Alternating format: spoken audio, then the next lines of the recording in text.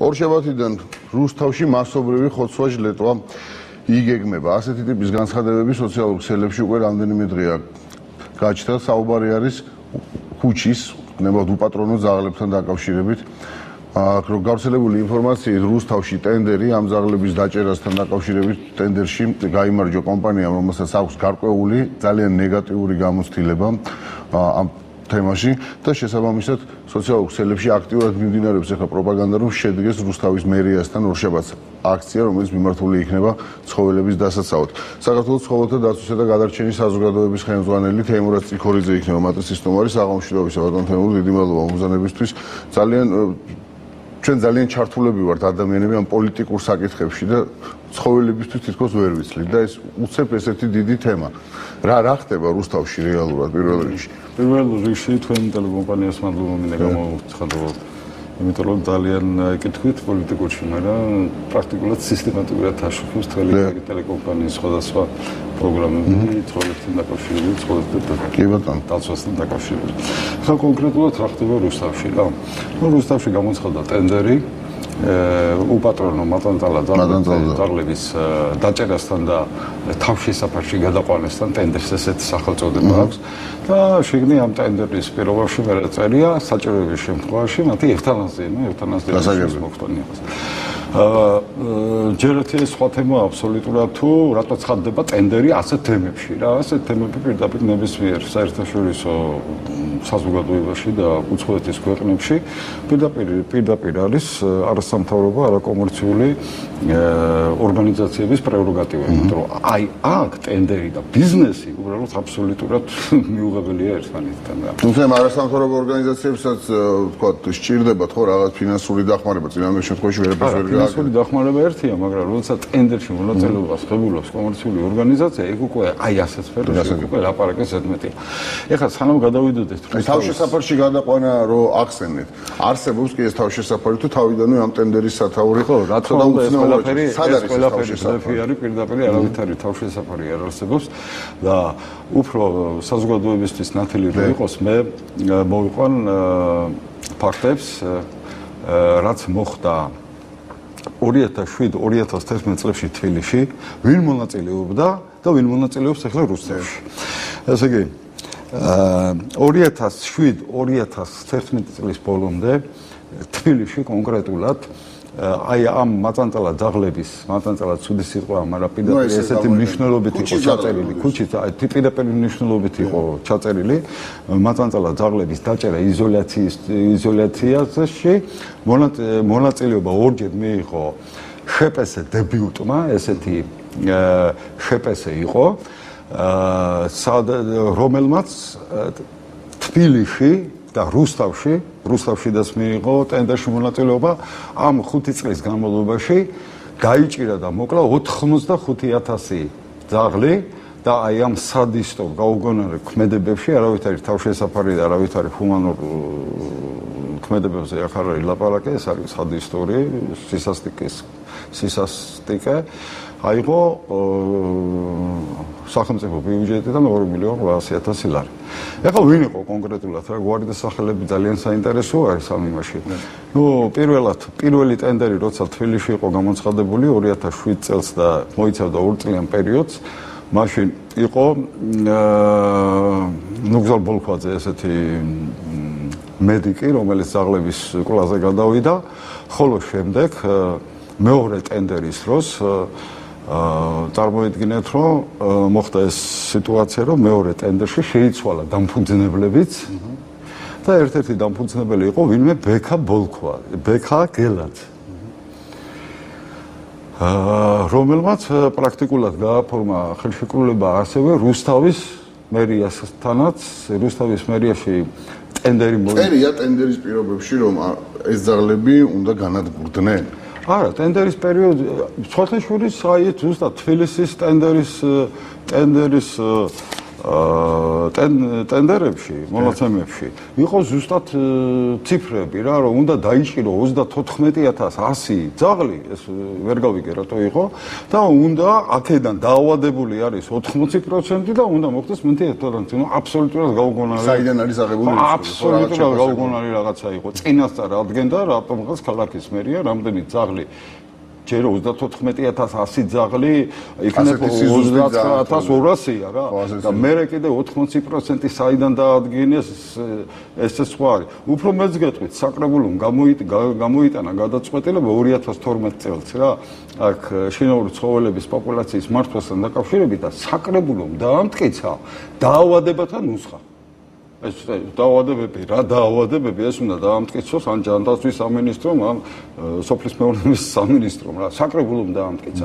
იგი აბსოლუტურად აქ არის გაუგონარი და არა ეხლა მოდი მეორე მხრიდან შევხედოთ ბატონ თემო. ხო ამ ბოლო წლების განმავლობაში განსაკუთრებით რუსთავიდან ხშირად მოდის ხოლმე ინფორმაცია რომ ქუჩის მაწანწალა უპატრონო ნებისმიერი ტერმინი გამოვიყენოთ რომელიც თქვა უფრო კორექტულია ვიღაცა დაკბინა, ცოფის შემთხვევები, ასე შემდეგ. ანუ რაღაცა გამოსავალის მოსაძებნია. ხო, ასეთი რაოდენობის მაწანწალა ძაღლების ქუჩაში ყოლად ცოტა საშიშია. აი მე უბრალოდ ციფრები მინდა ვთქვა ჯერ.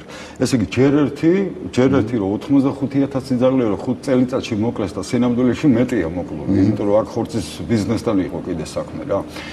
მეტია მოკლული. მაგრამ აი ახლა შეუარაღებელი თვალით რომ შეხედოთ 5 წლის განმავლობაში თუ თბილისში 85000 ძაღლი მოკლეს, საერთოდ თბილისში არ უნდა იყოს, ხო? არც უნდა იყოს. პირიქით, როდესაც მექანიკური გამოშვირო ხდება რაოდენობის მატება, ბუნებრივი გადარჩენის პროცესია, აგრესიულობა, დაავადებათა უკონტროლობა, არაბუნებრივი მიგრაცია და გარდა იმისა, რომ სისასტიკე ხდება, ასევე ხდება იმ საზოგადოების ინტელექტუალური ნაწილის გულისხმობა სახელმწიფო ორგანოებისთვის, ვისაც უყვარს ცხოველი.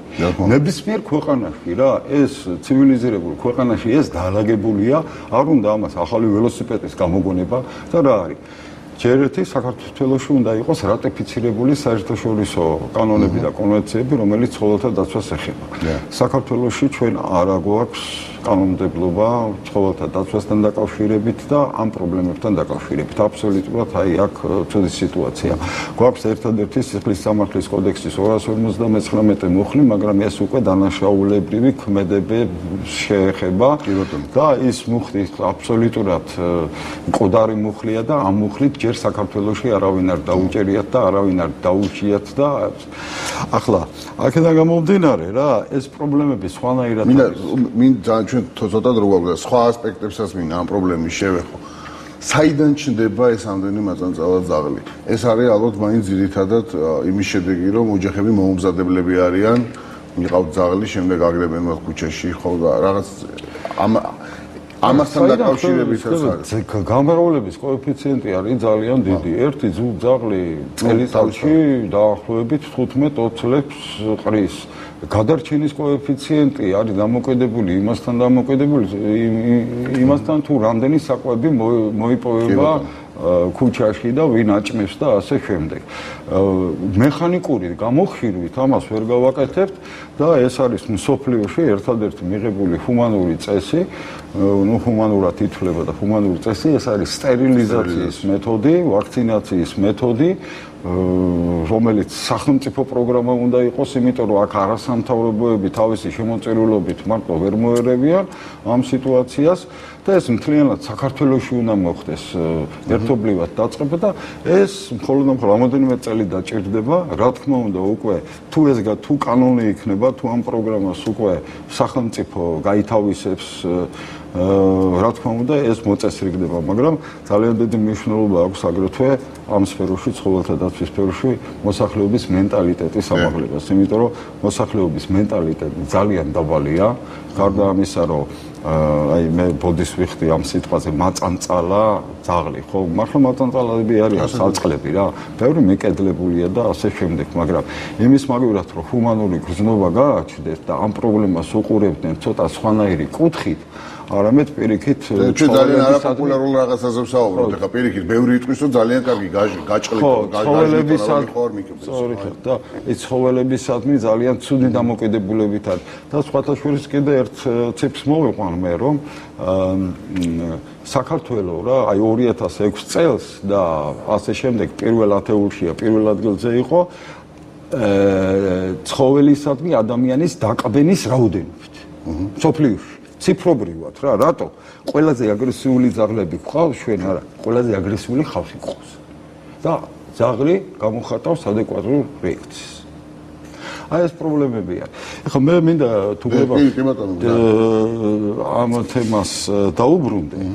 ესე იგი, ყურადღებას ვამახვილებთ მე, რომ რუსთავში ტენდერი ეხლა მოიგო და მე მგონი ხელშეკრულება გაფორმდა, იმიტომ რომ წერილი გვაქვს ჩვენ რუსთავის მერის მოადგილის მიერ, რომ ხელშეკრულება უნდა გაფორმდეს 9 ივლისს 18 საათამდე რა. ტენდერში გაიმართვა შპს თბილისი გრუპ. ვინ არის ეს შპს თბილისი გრუპ? მისი ერთ-ერთი დამფუძნებელი არის ბექა გელაძე. ანუ იგივე პიროვნება. შპს დებიუტის ერთ-ერთი დამფუძნებელი და საერთოდ ეს შპს გრუპი რა, მე ვფიქრობ, რომ ძალიან ჩვენ შევიტანთ აუცილებლად პროკურატურაში, რომ დაინტერესდნენ აი ამ კრიმინალური ბანდით და თვითონ აი ამ პიროვნებით, იმიტომ რომ ხან შპს დებიუტში და იქ რაღაცა სახელმწიფო თანხების არასწორი გახარჯვებთან გვაქვს აუცილებლად საქმე სისასტიკეს რო თავი დავანებოთ. მე თვითონ ეს ბექა გელაძე კიდე დაკავებული იყო პირადად კერძო მფლობელობაში არსებული ქონების მიკუთვნებით კი არა, არაკანონიერი შეჭრით. ეს პირადად პირველად ვაცხადებ მე ტელევიზიაში დაახლოებით წლინახევრის წინ.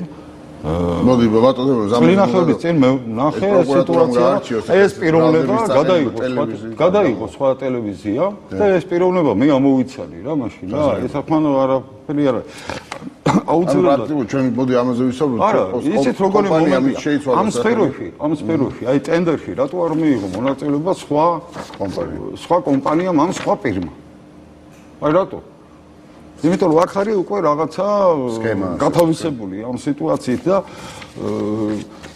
კონკრეტულად ჩვენ არ მიგვიმართავ შენ რუსთავის მერიისთვის რა, რუსთავის მერის მოადგილეს რამოდენიმე თვის წინ თვითონ ჩამოგდანდა, ჰქონდა შეხვედრა, იყო საუბარი საერთოდ ცხოველების ჰუმანური წესით რეგულირებასთან დაკავშირებით, ვაჩვენეთ ჩვენ თბილისის მაგალითი, რომელიც აბსოლუტურად განსხვავდება სხვა რეგიონების და სხვა ქალაქებისას. მინდა აღვნიშნო ეს სიტუაცია, რომ თბილისში კონკრეტულად ამ შპს დებიუტის შემდეგ ცხოველთა პოპულაციის საკითხი გადავიდა თვითონ ქალაქ თბილისის მერიის საგანგებო და გადაუდებელი სიტუაციათა მართვის სააგენტოში, სადაც თვითონ ამ სააგენტოს ხელმძღვანელობა ძალიან სერიოზულად უყურებს ამ საქმეს, თანამშრომლობს არასამთავრობო ორგანიზაციებთან და მართალია ბევრი რამ მოსაწესრიგებელია და ეს არის ბევრი. მაგრამ ყოველ შემთხვევაში თავშესაფარი არსებობს, სტერილიზაციები დაწყებულია მაქსიმალურად. რაც შეეხება თვითონ რუსთავს რა, იქ არაფერი არ არსებობს. წინასწარ ვლაპარაკობ, აქ 1000 ძაღლზე არის მხოლოდ ტენდერი გამოცხადებული და 40000 ლარი არის ჩადებული და 500 ლარი დააკლეს მე მგონი მხოლოდ ტენდერში მოგებულმა.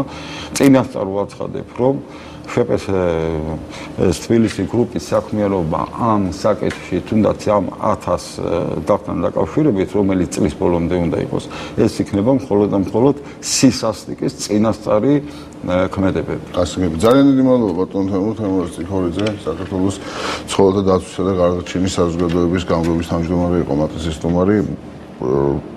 ბატონ ძალზაღლები ცუდია, მაგრამ სისასტიკე კიდევ უფრო უარესია, ეს შეიძლება ითქვას.